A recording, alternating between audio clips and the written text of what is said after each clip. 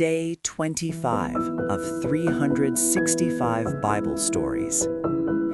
Esau was furious with his brother Jacob for tricking him. He had forgotten the promise he made to give Jacob his birthright and believed that Jacob had stolen his blessing unfairly. Anger burned inside Esau, and he decided that after his father died, he would kill Jacob.